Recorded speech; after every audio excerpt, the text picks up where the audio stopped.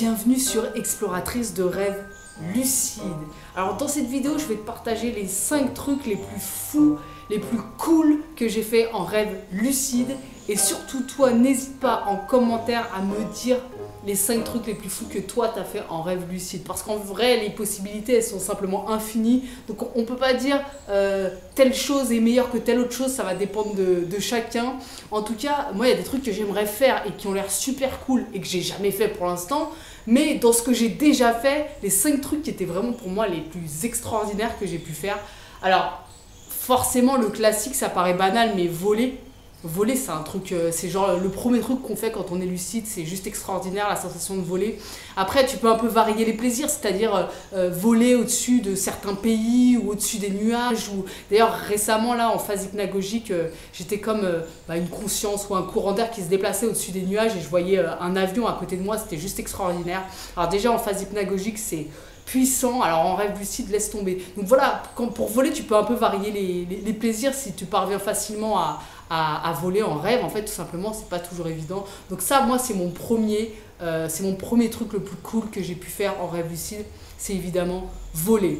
Le deuxième, et c'est pas dans l'ordre là, que je vais pas te les donner dans l'ordre, mais c'est les 5 trucs les plus cool, voilà, il n'y a pas d'ordre spécifique. Le deuxième, ça a été d'être un lion, et ça je t'en avais parlé dans une vidéo, je m'étais transformée en lion lors d'un rêve lucide, et c'était juste fou la sensation d'être un animal. Et là récemment, je parlais en commentaire avec quelqu'un qui me disait, donc c'est Wolfie 900 quelque chose, je sais plus, Wolfie quelque chose, qui me disait qu'elle est voilà un peu, elle a l'habitude des rêves lucides, elle en fait énormément, donc elle a un petit côté expert là-dedans. Et en fait, elle me disait que pour elle, c'est un truc super extraordinaire de se transformer en animal.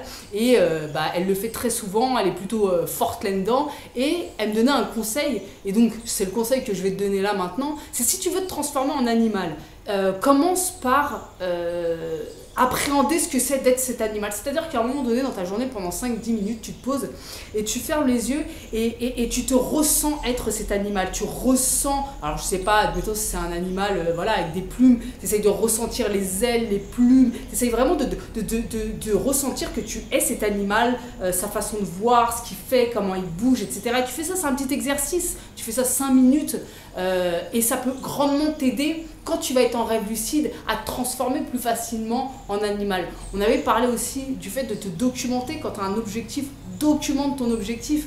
Comme ça, en fait, tu as plus d'éléments à ta disposition quand tu deviens lucide en rêve pour pouvoir vivre ce que tu as envie de vivre, quoi, tout simplement. Donc ça, pour moi, c'est le deuxième truc le plus cool que j'ai pu faire, c'était me transformer en animal. Je me suis aussi transformée en aigle une fois et c'était extraordinaire. Je t'en avais aussi parlé, il me semble, où je plongeais sur ma proie du ciel. C'était incroyable, la vitesse. Enfin, moi, j'aime beaucoup la vitesse dans les rêves lucides et c'est vrai que c'était très cool. D'ailleurs, j'en viens au troisième truc le plus cool que j'ai pu faire. Ça parle de vitesse. Et c'est conduire tout simplement des voitures super vite ou des motos ou peu importe le véhicule. Mais en gros, voilà, de conduire super vite tout en sachant que dans le rêve lucide, il n'y a aucun risque. Tu vas de toute façon te réveiller quand même, tu te crashes, tu te réveilles. Et je t'avais raconté aussi ce rêve, il me semble.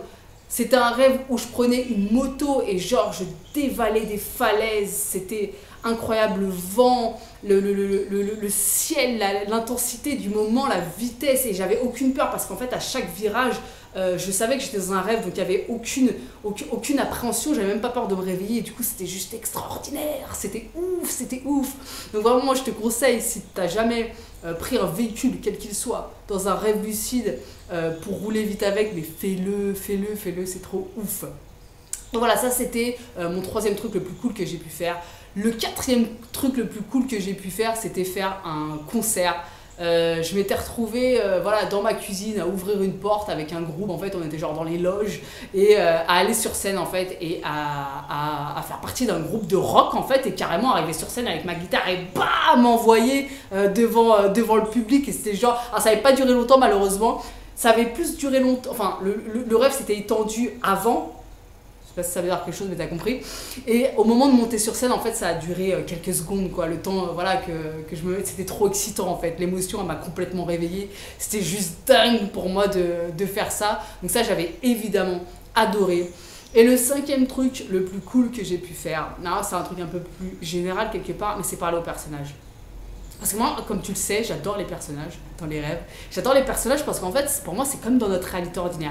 Tu sais jamais à quoi t'attendre. Tu sais jamais à quoi t'attendre avec un personnage. Donc tu peux sentir tout de suite si le personnage est amical ou agressif ou neutre ou si il te calcule ou il te calcule pas. Un peu comme dans ta réalité ordinaire, pour que tu sois un peu attentif, tu ressens ce que la personne, dans quelle énergie elle est. Et ce qui est marrant, c'est que les personnages, tu sais jamais où est-ce que le début de ta conversation va t'emmener en fait. Tu sais jamais. Ils sont hyper imprévisibles. Finalement, beaucoup plus que les gens dans notre réalité ordinaire, qu'on va avoir tendance en société à avoir un comportement un peu lissé. Alors qu'en rêve, le personnage, en fait, il n'a pas trop de règles en fait. En tout cas, certains. En tout cas, certains, peut-être pas tous, mais certains. Et donc, du coup, tu sais pas où est-ce que ça va te conduire. Tu sais pas, si tu poses des questions, si tu entames un dialogue, ces réponses, comment elles vont te faire réagir, dans quel état émotionnel ça va te mettre. Et donc, du coup, comme on le sait, le rêve, il réagit instantanément à ton état émotionnel, à tes pensées. Donc tout ça, ça va avoir une influence sur le rêve. Et moi, je sais que vraiment, j'adore parler aux personnages. C'est comme un jeu de découvrir ce qu'ils vont me dire, de comprendre leur comportement. Et c'est vraiment un des trucs auxquels je pense en premier quand j'ai stabilisé mon rêve. Mais franchement, alors là, c'est dommage, j'ai pas pensé, mais j'ai des conversations avec des personnages que j'ai écrits dans des carnets qui sont mais juste trop dingues quoi.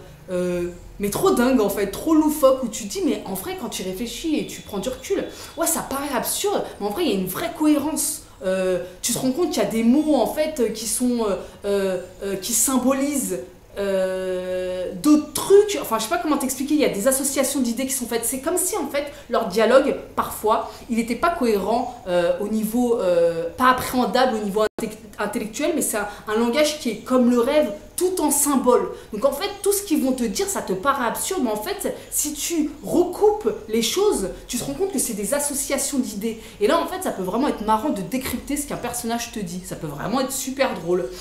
Enfin bon bref, moi ça c'est mes 5 trucs cool que j'ai pu faire en rêve lucide, j'en ai fait plein d'autres en vrai. Mais ça c'est les trucs sur lesquels je me dirige rapidement, les voler, rouler vite et parler aux personnages, c'est les trois best, c'est ce que je préfère. Alors après voilà, il y a mille et un trucs, une infinité de choses qu'on peut faire en rêve lucide. Je sais qu'il y a plein de personnes en commentaire qui aiment bien avoir des pouvoirs.